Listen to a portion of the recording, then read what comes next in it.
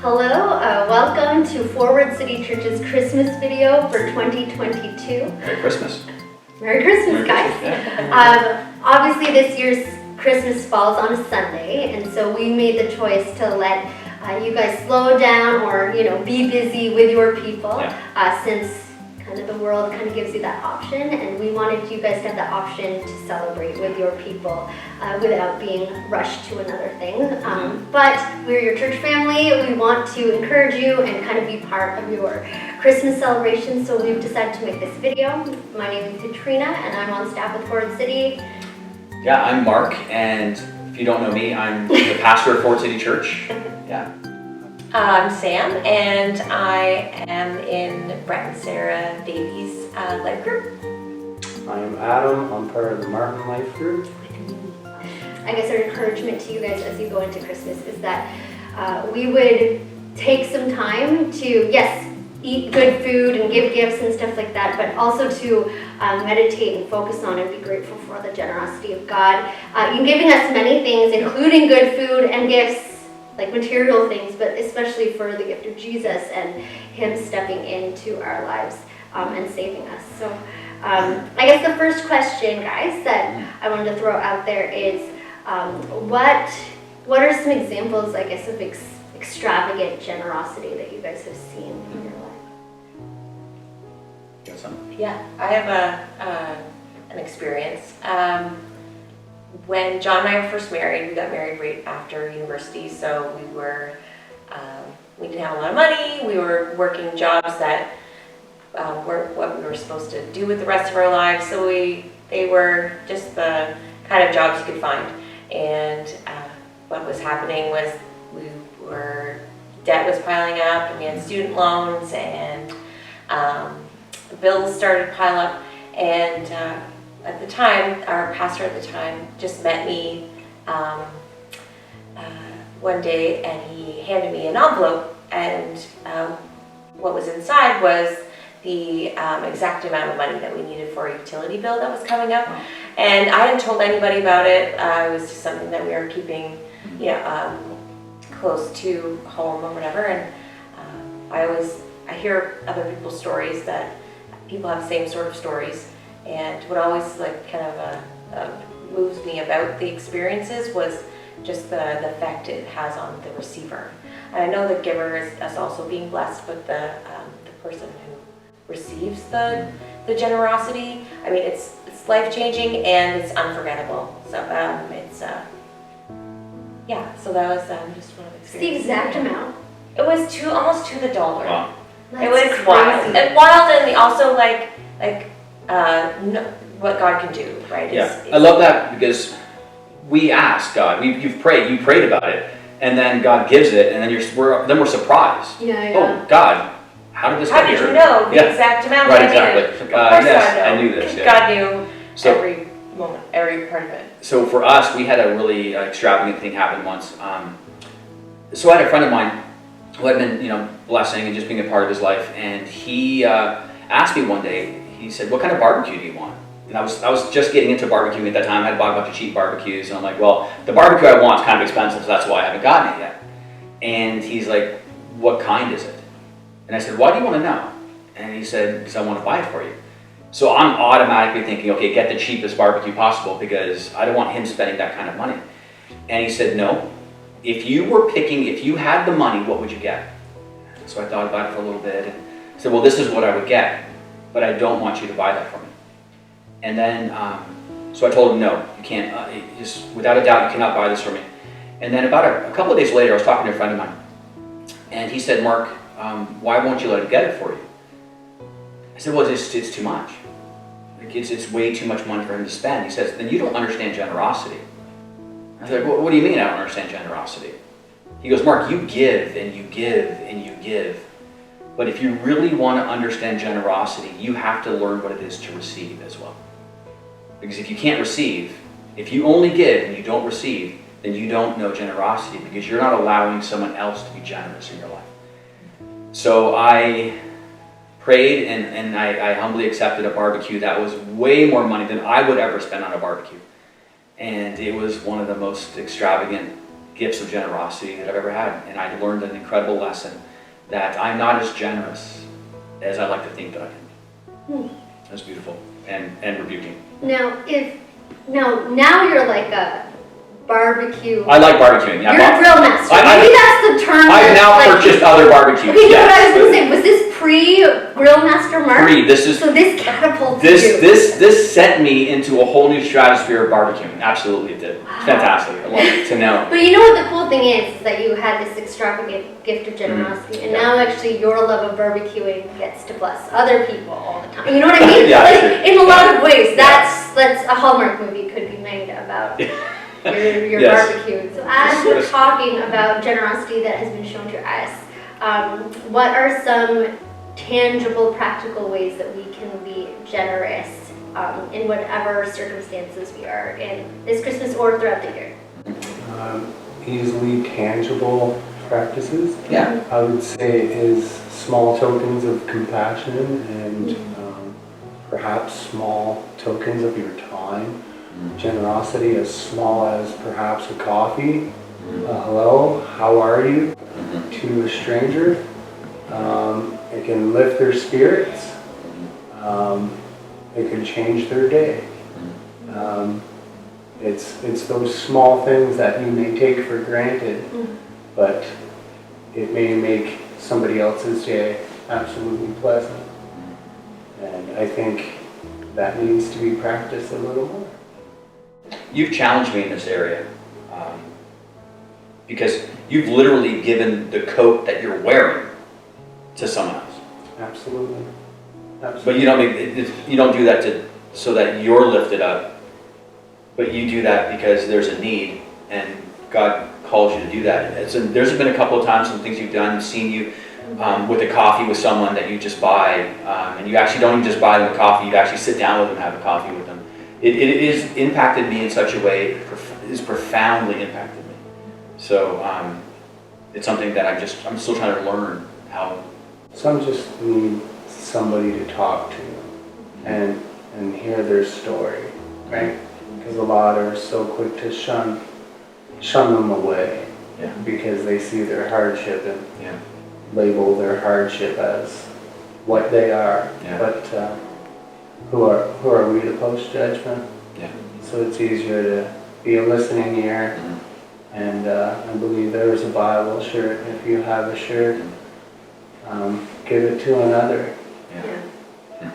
I think that's where, like, you're speaking to something that I've been challenged about. I'm a busy person, and so like I find there's two things. Like I can plan generosity, right? Like I can know it's Christmas time, so I'm going to get a bunch of things for my neighbors or something like that. But to be attentive to people's needs, because if you read Jesus' life, he kind of just meets needs where they are. Like it's on the way. It's on the way. It's on the way. He's doing stuff. He's pausing because he's attentive, and so Sam and I have this friend who's just really good at giving gifts, and I told her one time I was feeling like not having a good day. She came by with asparagus and a necklace. Asparagus because she knows I like it. Which is interesting because asparagus is one of those, you either love it or you hate it. She knows me. She knew that. She knew you love it. Okay. And then she'd remember that I talked about like learning to accessorize. It's a practice I have not learned. The other thing too is like I often work at coffee shops, and sometimes people who like frequent a coffee shop, they just need someone to talk to, so they start talking to you. And I have this like sometimes I have this internal dialogue where I'm like I really need to work, but then the real truth is like, what is 10-20 minutes? Like seriously, 10-20 minutes out of my day to show someone who God loves infinitely that they matter and that they're important, and like to be prayerful, like God give me the chance to show someone that you love them in this conversation. So yeah, what you say, like coffee, some time, I really love that. Yeah, it's the on the way to something that we often see Jesus do some of the most wonderful things. As we're talking about generosity towards us and generosity towards others, I also don't want to miss the fact that in all of the celebrations of Christmas, this is also a difficult time for many people. And even for the people that it's joyful, there are moments and things like family members who aren't there, or past Christmases that make it difficult. So what is some encouragement that we can share for people who are discouraged maybe now? This time? I would say in that moment, be grateful for the grace of God in your life. Reflect on that. We all deal with the challenges, not simply of the discernment of the holiday itself, but of the challenges of life. It all throws ups and downs, right? It's a roller coaster. But just know that God's always with us, and He'll always pull us through. We may not believe it at that moment, but if we continue to pray, it will happen. Yeah. Seek His face, because He's faithful. Always. He's always faithful. Praise God. Like I always tell myself, like when I'm discouraged, like the power that raised Jesus from the dead is at work for me. You know what I mean? Like that always is kind of a reminder. And so as we talk about, you know, the power that, you know, brought a baby, like God to the world as a baby through a virgin and brought angels. Yeah. What are some aspects of the Christmas story that kind of stand out to you? For me, our oldest daughter, Viola, was born on December 20th. And I always, from then, that time of the year and forward, I always felt connection to Mary's contribution to the Christmas story. And the courage and the faithfulness that she had to have to go through that sort of situation, childbirth in a stable, couldn't imagine.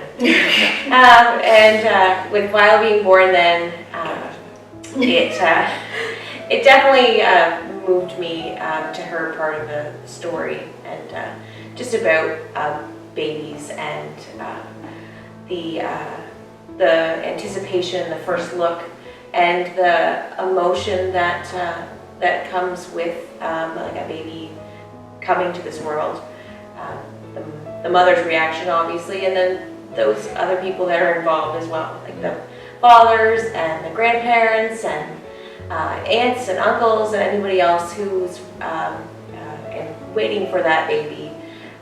There's always an emotional reaction to that first meeting, whether it's joyful laughter or tears or cooing for that first look. There's always an emotion that comes with it. And I think of that moment of Christ's birth, how heaven couldn't even contain itself. Yeah. The emotional reaction of the heavenly hosts erupting in the middle of the night, waking the shepherds up, and we can't help our emotions around that sort of the situation of a baby being born, and heaven couldn't contain itself either, for the joy of God's plan being fulfilled or being brought to life. That's cool. I think the line is in Joy to the World, a thrill of hope, the weary world rejoices. Yeah. Like I love that. Yeah. I love it in Luke. It talks about how the dawn upon high, or the dawn will rise and will shine its light on the broken, and it's some verse, but it talks about how Jesus is going to come and is going to provide light and health and hope to those that are hurting and those that are in despair. And what a beautiful thing. I love it. I'm just amazed. I'm amazed that God would allow Himself to come and be born like to teenagers. Yeah, to teenagers. Sloppy teenagers. But teenagers, and to humble Himself in such a way to come as a servant, and in a very in a poverty context, not born in a palace, but born in a stable. And that's just it blows my mind that God would allow that to happen, to be His first step as a human. Just it blows my mind. Yeah. I've just recently had like the chance because of Advent calendars to explain Advent to my children, like what that means. And so I explained it as like excited anticipation. and we know, like, we have no idea, like, what it was like for the world. Like, I can't imagine a world without grace, because I grew up in a context where my family was full of believers, but also because the whole world right now has this context for like goodness and grace and mercy, and that didn't really exist before Christ the way it does now. And so I think about this, the God's people, like the Israelites, were like in a difficult, oppressive time, met so much hurt, so much oppression, and then this baby's born, and there's hope, and people are getting healed, and people are actually being like raised from the dead, like a sick little girl, you know, like, and then the ultimate gift, like, he conquers sin and death, and we actually have hope for a relationship with Jesus. He gives us the Holy Spirit to have power for hope that transcends our circumstances. So even if you're in a dark situation, that you can have joy and comfort, and so we were waiting, like you said, and then it all comes to fruition in Jesus Christ. One of the cool things to me is that before the coming of Jesus, we see in the Old Testament like rules. We see examples of God's grace, like God sending Jonah to Nineveh and stuff like that. But we see firsthand through the eyes of Jesus the love and grace, the fact that he didn't want people to have to earn his kindness. And then the challenge to us that we would love one another as believers, but also show his love to the world. And we have that example in Jesus. So that's kind of the challenge, I guess. The challenge, but it's not even a challenge. Like, we get to celebrate the fact that we know love. And he has a name, and it's Jesus, and we get to bear him to other people. So I guess that's a good place to wrap up. Just be reminded that generosity is on the way. It's just life. Learning to be generous. And so look for ways to be generous. Look for ways to bless. Look for ways with your time and what you have. And just look for ways to bless and to love other people. Merry Christmas and happy 2023, I guess. We love you guys. Merry Christmas, and have a wonderful, wonderful New Year. And we'll see you January 1st at, where are we going? Great Lakes Gymnastics Great Center. Lakes Gymnastics. It's going to be so fun. Awesome. Okay, love you guys. Yep.